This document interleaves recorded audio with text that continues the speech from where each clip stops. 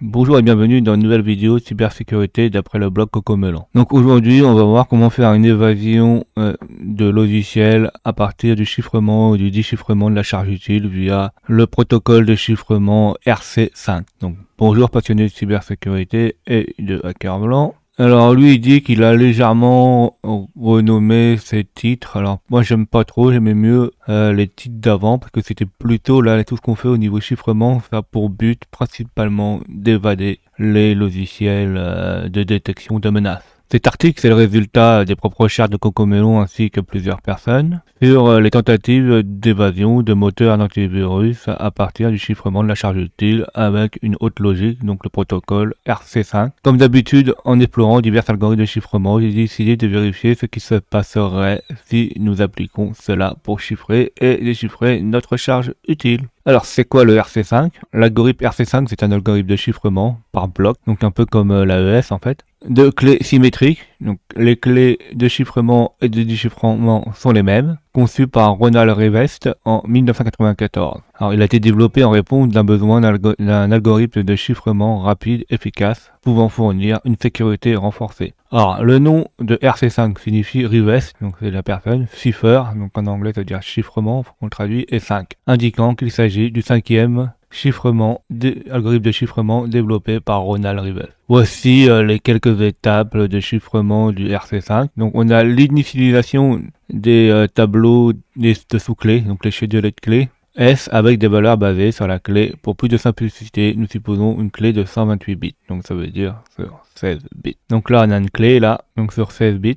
On a le tableau, donc on a le nombre de rounds. Et dedans, on a une magique constante. Et à partir d'une boucle for, on crée les sous-clés là, à partir de la valeur, là, la magique constante. Et on additionne à chaque fois. On divise le bloc de texte brut en deux mots. En fait, c'est deux genres de texte qu'on le divise en deux blocs. On effectue une série de cycles de chiffrement pour chaque tour et comprend l'étape suivante. Donc, c'est des rounds, comme dans certains algorithmes de chiffrement. On fait des rounds pour éviter de retrouver le texte original et avoir trop de répétitions dans le texte chiffré pour pas que la personne qui analyse le texte puisse retrouver le texte clair en voyant trop de répétitions. Donc là, on voit qu'on a certaines additions simples, hein, des multiplications, des additions, on a du ou exclusif, d'un côté à un autre, là, il y a des deux blocs, mais en ou exclusif. On a du décalage vers la gauche, plus dedans, il fait du décalage, mais sur du modulo de 32. Et il fait la même chose hein, sur les deux parties. Après, on effectue les tours de round, une dernière étape qui permet de mélanger tous ces blocs. Et après, le texte est chiffré et formé en concaténant les valeurs A et B. Donc là, les deux valeurs, on les met bout à bout. Et on a comme résultat le texte chiffré. Alors, pour plus de simplicité, il a juste implémenté les 12 tours de round pour le chiffrement. Donc là, on voit bien la boucle qui va initialiser les deux blocs. Donc, il fait les deux blocs. Et là, on a les 12 tours de round dans une deuxième boucle imbriquée là-dedans et qui fait les rotations aussi bien pour le bloc de gauche que pour le bloc de droite, en fait, pour les deux blocs. Et là, on a ça, c'est chiffrement. Et là, on a le déchiffrement. Là, déchiffrement, on fait l'inverse et ça déchiffre le texte. Un placement des fonctions rotation vers la gauche et vers la droite ressemble à ceci. Donc là, on a vers la gauche qui est là et vers la droite qui est là. Donc là, on a un masque et il appelle la fonction qui permet de faire les rotations. On a le code source complet du chiffrement et du déchiffrement qui est ici. Alors, nous allons le voir là. Donc on a tout, hein. Donc là, on a les rotations, donc aussi bien vers la gauche que vers la droite. On a la fonction de chiffrement, on a la fonction de déchiffrement qui est là. On a l'expansion de la clé, en fait, c'est où on avait généré nos sous-clés, donc les schedulés de clés. Donc on s'en sert de ceci avec les constantes magiques. On a notre clé qui est ici là en hexadécimal. On a notre charge utile, en fait c'est la charge utile non chiffrée hein, qui affiche le message MEO là, le message bloc. On a un padding, hein, parce que comme c'est un message bloc, si il n'est pas modulo du bloc qu'on chiffre, il faudra rajouter à la charge utile avant de la chiffrer du padding.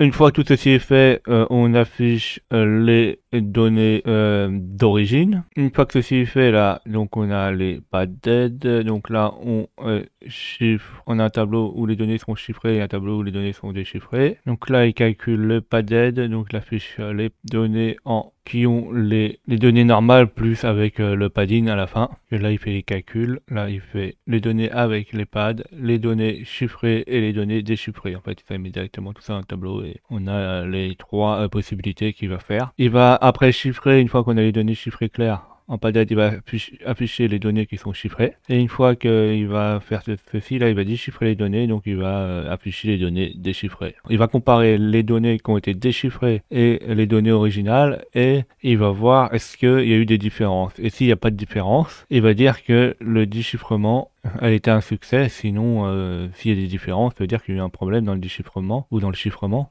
et que ça a échoué. Donc si c'est bon, il va allouer de la mémoire du virtual alloc pour exécuter notre charge utile. Donc une fois que c'est alloué, il va copier notre charge utile dans cette mémoire qui a été allouée grâce à RTL Move Memory. Et une fois que ceci est fait, là, il faut exécuter cette charge utile là qui a été déchiffrée avec enum desktop A. Donc grâce à Desktop enum procca. Donc là, ça va exécuter notre charge utile. Et une fois que tout ceci s'est bien exécuté, le programme va retourner 0, qui veut dire que le programme s'est terminé correctement. Comme d'habitude, par souci de simplicité, nous avons utilisé la charge utile de la boîte de dialogue. Donc ça, je vous ai déjà dit. Comme vous pouvez le voir, pour vérifier l'exactitude, une logique de comparaison et d'affichage. Donc on a affiché certaines données, a également été ajoutée. Alors on va faire la démo. Donc on va compiler ça sous une machine sous Linux, où j'ai installé le cross compilateur minwd et en statique. Là, on ouvre un terminal où il y a le code source. On va le compiler. On regarde si on a un hack.exe. Donc là, on a hack.exe, donc c'est bon. Ensuite, on va exécuter simplement sur la machine de la victime. Donc, alors lui, il a exécuté sur Windows 7 x64 dans son cas. Nous allons exécuter sur Windows 10. Il a fait la même chose ici sur Windows 10, donc en fait on a le même résultat sur les deux machines. Moi je vais vous faire une seule machine, mais si vous l'exécutez sur une autre machine Windows, dans Surface 7, ça va fonctionner aussi. Et après à la fin, il télécharge sur VirusTotal et il fait une détection d'une entreprise de Shannon et un XDump. Donc on va exécuter ceci. Donc on ouvre un terminal en PowerShell. On va exécuter hack.exe. Là on voit notre charge utile. Donc on voit la charge utile originelle. Donc ça c'est bon. On voit notre charge utile avec le padding. Là on voit notre charge utile qui a été chiffrée. Et là on voit que la charge utile qui a été déchiffrée. Il nous dit que le déchiffrement s'est bien passé. Et il arrive à exécuter notre charge utile. Donc ça veut dire que tout s'est bien passé, qu'il n'y a pas de problème. Alors maintenant nous allons regarder avec VirusTotal combien de détections on a. Donc on ouvre un navigateur, on va sur VirusTotal, on choisit le fichier, donc on choisit hack.exe, on confirme le téléversement, on attend la vérification sur les différents moteurs d'antivirus et on voit qu'en fait il y a beaucoup de détections. Donc en fait c'est un algorithme qui est assez connu et en plus de deux, on a mis notre charge utile en clair dans le fichier exe. Donc c'est pas vraiment une bonne idée. Nous allons vérifier l'entropie du PE, donc du portable exécutable. Donc il faut, avec le fichier entropie ou entropie PE, le faire avec f sur hack.exe. Et là on voit que l'entropie est assez haut, donc il a une grande chance que les logiciels d'antivirus ou d'anti-menace là détectent notre charge utile. Donc là il a exactement les mêmes résultats que moi. C'est simplement ton chiffrement est facilement détecté en comparaison les constantes magiques. Alors ça c'est les différentes constantes qu'on avait mis dans le code source. C'est celle-là, là, la B7E1 15 B7E5 51 63. Là, elle est mise à l'envers parce qu'en fait, on est sur une machine Little Engineer. C'est pour ça qu'elle est mise à l'envers. Et on reconnaît à l'envers le B7E5 51 63. C'est bien celle-là. Donc, si on regarde sur notre fichier exe, on voit bien que là, les bits ont été détectés en hexadécimal. Donc la constante magique en fait, c'est soit on la chiffre, soit on utilise une autre. Bon après utiliser une autre, c'est pas forcément facile parce que des fois ça rend l'algorithme de chiffrement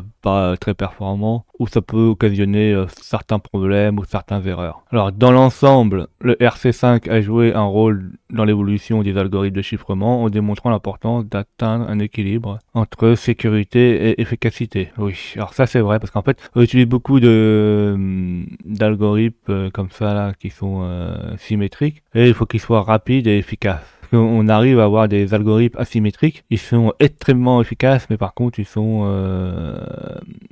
extrêmement lents. En fait, la sécurisation est bonne, mais le calcul est très long. Donc, c'est pas bien pour des transactions où on doit être très rapide. Même s'il n'est peut-être pas aussi largement utilisé aujourd'hui, ces concepts de conception et son histoire restent pertinents dans le contexte plus large de la recherche et du développement de la cryptographie. Oui, il y a toujours des bonnes choses à prendre dedans et des retours d'expérience à prendre en compte. J'espère que cet article fera connaître aux équipes bleues ces techniques de chiffrement intéressantes et ajoutera une arme à l'arsenal des équipes rouges. Oui, puis à tout le monde, aux développeurs, aux responsables RSSI, à tous ceux qui s'intéressent auprès ou de loin à la cybersécurité, et puis même aux personnes qui aiment bien regarder comment fonctionnent les algorithmes de chiffrement ou ceux qui font de la cryptanalyse.